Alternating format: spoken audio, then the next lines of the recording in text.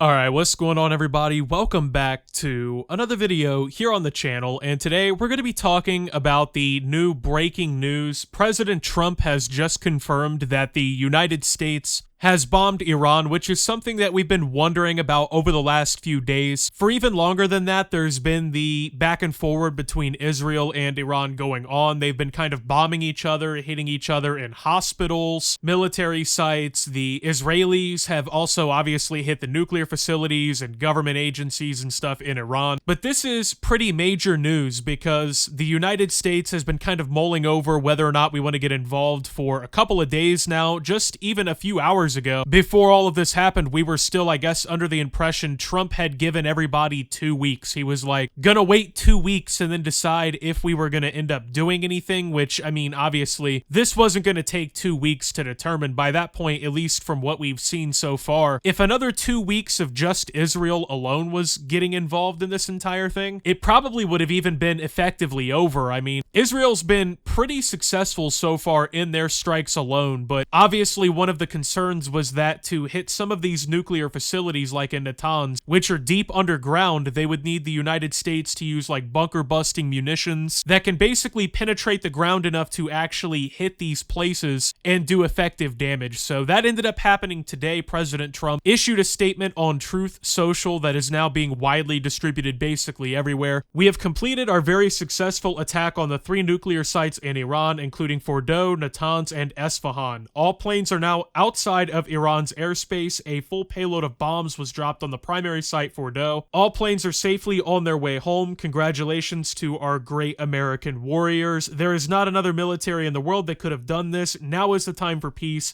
Thank you for your attention to this matter. Now, obviously interesting because, I mean, are we really going to talk about peace right now, considering, well, Iran has already issued the statement that they're not going to negotiate while they're being struck. So that was when just Israel alone was bombing them, when it was just basically the United States was just complicit and funding Israel to do it and giving them the munitions. But according to this now, as of just a few minutes ago, I mean, I literally dropped everything I was doing to record this video. The United States has now carried out direct attacks. So these are not Israeli attacks. These are US B-2 aircraft that flew into Iran. Obviously, they were probably undetected. I mean, the B-2 is literally a stealth bomber, so it probably just flew in and got out with no sort of issue whatsoever. Now, I think we kind of knew that this was coming, at least a little bit. We've kind of seen over the last few days, like I said, Trump was saying he was going to give it 2 weeks to determine whether or not he actually wanted to do something, but we all knew that that wasn't the case. I mean, 2 weeks would have just, like I said, at the rate that it was going, Israel would have probably had things mostly wrapped up. At least as of now, it appears Israel has taken out like half of the ballistic missile launching capability of Iran. They have established airspace superiority. But now, obviously, the things to think about, right, are number one, how effective was this? I mean, we don't really know as of yet. Even in this tweet here, I mean, you know, Trump does like the general hoorah thing or whatever, but it's not like he says these sites were completely demolished. I mean, he says, yeah, we used a lot of munitions on the one site, Fordow. We hit all 3 of these. The planes are already out of the airspace. But ultimately, like, how effective was this? Now, like I said, the United States was the ones that were going to be able to do this kind of strike. I mean, Israel just does have the munition capability to carry this out. So they really wanted America to do this on their behalf and also to kind of get involved directly in this conflict, because then they have the backing of the most powerful military in the world in this conflict, and on top of that, they have them directly involved, which we are now. So Iran has already pledged that if the United States does get involved in this entire thing, you know, we carry out any bombings or anything like that, that Iran will respond by launching missiles at US bases in the region. Obviously, there's a lot of soldiers in the Middle East in places somewhat close to Iran. Now, like I said, it seems like a lot of their missile launching capabilities and their general military have been struck pretty significantly by the attacks from Israel already. So it seems like the possibility of like a full-scale attack or whatever is somewhat muted, at least a little bit. Now, not to say that they can't respond at all. That is possible, I think. I mean, we are probably going to see them try to respond in some way. That was pretty much what they already warned they were going to do. And so in the coming hours, maybe even in the coming days, we're probably going to see some sort of attempt to retaliate against the United States. Apparently, one of the like big big concerns that has also been shared, at least in the days before all of this, is that Iran possibly was holding back some of their missiles just in case that the United States joined in. That way they had some like munitions ready to go for that contingency so that they could fire. So I guess we'll have to see if that's going to happen and when, if that's going to happen. But obviously, you know, if they fire missiles at US bases and they kill anybody on these bases, the United States is probably going to respond again. And at that point, they may full-fledged start bombing out like all of Iran's military sites and stuff like that. So there is the possibility that this escalates. And that was the same concern that I shared in my last video talking about this subject. I think this is exactly what everybody has been worried about here. Now, the thing is, in a direct conflict with Iran, the United States obviously were way more powerful. We pretty much would be able to win that conflict, but me and other people, our whole thing is we just don't want another generation of Americans wrapped up in a forever war in the Middle East. And right now, the worrisome view everybody has about this thing is the possibility of it spiraling is definitely there. Now, granted, it is also entirely possible that this whole thing somehow fizzles out and, you know, maybe we get lucky or whatever. Maybe Iran doesn't respond, or if they do and they fail or something, right? But there is the possibility that this could turn into another massive situation where the United States is spending months, if not years, fighting another war in the Middle East. We're already dealing with shit going on in Ukraine. We're already dealing with all this shit going on, the possibility of China looming and whatnot, right? We've been hearing all of these different things for years, right? That the United States has to be worried about. That doesn't even include any domestic issues or anything actually happening here on the home front, but we have all these different things going on, and to be wrapped up in something like this, it's just another one of these wars that would demoralize the American public, no matter what the outcome is. I mean, I think people are just dealing with war fatigue altogether, right? Now,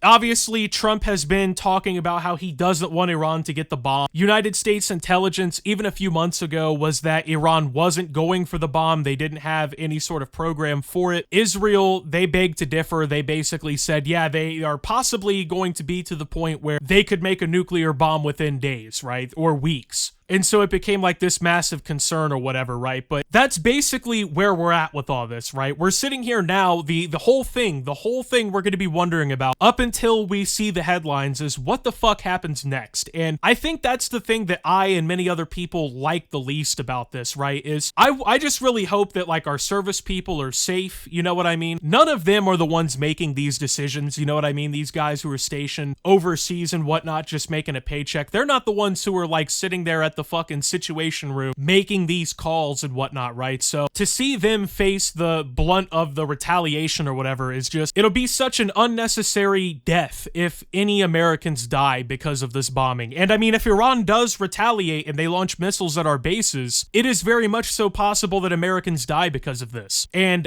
even one American, it doesn't matter. You know, people always say, oh, if they fucking, you know, shoot missiles at our guys, we're going back. Yeah, of course we're going back. And we're gonna fuck them up too. We're gonna kill Iranians because of it, right? But ultimately, not one American life is worth this. You know what I mean? If it was possible to just watch Israel do this from the sidelines or whatever, I kind of thought maybe that's what the plan was. Because like I said, no one really thought Trump, right, was gonna sit there for 2 weeks wondering what the decision was gonna be. Trump already had his mind made up that we were going to be striking in favor of Israel. The question was, when was the timing of it going to happen? And what it is, Trump waited. Obviously, Israel was pretty successful in their campaigns. They bombed out, like I said, a lot of these ballistic missile launching sites. They hit a lot of the air defenses. They hit a lot of the actual, like, nuclear scientists, shit like that. So they did a ton of infrastructure damage to Iran. They significantly weakened the country and its government's ability to respond to something like this. So from the U.S. perspective, you know, this is like a free hit, right? This is like if, you know, you're watching somebody, like a one-on-one fight at the bar, and the guy who's been shit-talking you the whole night, you know, you just go up and get you a sneak after he's already damn near knocked out. That's basically what we're doing. And in a way, you know, you could probably say, oh, that's cowardly or whatever, but that's exactly what's going on here. I guess the mantra of the entire thing is you strike your enemy when they're weak. But like I said, we're all just sitting here at home hoping that this doesn't end up leading to another unforeseen decade-long disaster for the United States. Because we seem to have a history, a tendency of getting in these problems, especially in the Middle East, right? We always like to get our nose stuck into the wrong fucking bush or whatever. And next thing you know, yeah, we're in Afghanistan for 20 years. We're in Iraq for 15 years. Hopefully, we're just not in Iran for, 20 years or whatever. So it finally happened. Like I said, we were just kind of waiting to see when it would. It has happened. Now we just play the waiting game and see how this goes from here. But with that being said, thank you guys for watching. If you did enjoy, make sure to leave a like. Subscribe if you're brand new around here on the channel. Follow me over on Twitter and Twitch at SubToOptimus. Make sure to check out Shoptimus down below. Thank you to my Watch Optimus subscribers. Your support helps the channel tremendously. And until my next video, guys, this is Optimus, talking about the US bombing in Iran and signing out.